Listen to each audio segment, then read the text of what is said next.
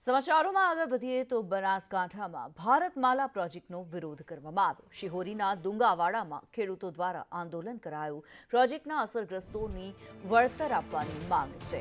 સંપાદિત જમીનની સામે યોગ્ય વળતરની માંગ કરવામાં આવી છે। હનુમાનજી મંદિરના પ્રાંગણમાં ખેડૂતો દ્વારા સભા યોજાઈ। ધવલ જોશી વધુ વિગતો જણાવી રહ્યા છે। ધવલ, બનાસકાંઠામાં ખેડૂતો દ્વારા આંદોલન કરવામાં આવ્યું છે, શું માહિતી આ મામલે?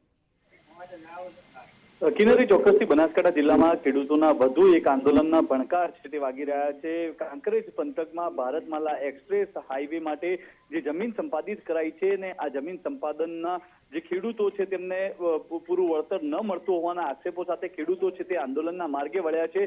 કાંકરેજના સિહોરી દુગાવાડા હનુમાન મંદિર ખાતે ખેડૂતોની એક બેઠક મળી હતી। આ બેઠકમાં ખેડૂતોએ આંદોલનની શરૂઆત કરી છે અને ખેડૂતો દ્વારા દુગાવાડા મંદિરથી સિહોરી મામલતદાર કચેરી સુધી એક રેલી યોજાઈ। મોટી સંખ્યામાં ખેડૂતો છે તે આ રેલીમાં જોડાયા હતા અને સિહોરી મામલતદાર ખાતે સિહોરી મામલતદારને આવેદનપત્ર પાઠવવામાં આવ્યું છે અને સરકાર દ્વારા ખેડૂતોને ભારતમાલા એક્સપ્રેસ હાઈવેમાં જે ખેડૂતોની જમીન કપાય છે તે તમામ ખેડૂતોને પૂરતું વળતર આપવામાં આવે તેવી માંગ છે તે કરવામાં આવી છે। ખેડૂતો દ્વારા અત્યારે તો માત્ર આવેદનપત્ર પાઠવવામાં આવ્યું છે, પરંતુ આગામી દિવસોમાં ખેડૂતોને જો પૂરતું વળતર નહીં મળે તો ખેડૂતો દ્વારા ઉગ્ર આંદોલન કરવાની ચીમકી છે તે પણ ઉચ્ચારવામાં આવી છે। જિલ્લા મથક પાલનપુરથી લઈને ગાંધીનગર સુધી ખેડૂતોએ છે તે આંદોલન કરવાની ચીમકી છે તે ઉચ્ચારી છે। જે પ્રકારે બનાસકાંઠા જિલ્લામાં ભારતમાળા એક્સપ્રેસ હાઈવેમાં ખેડૂતોની જમીનનું સંપાદન કરવામાં આવી રહ્યું છે અને તેને જ લઈને જિલ્લામાં વધુ એક ખેડૂતોનું આંદોલન થાય તેવા ભણકાર છે તે વાગી રહ્યા। કિન્નરી, જી ધન્યવાદ ધવલ આ માહિતી માટે।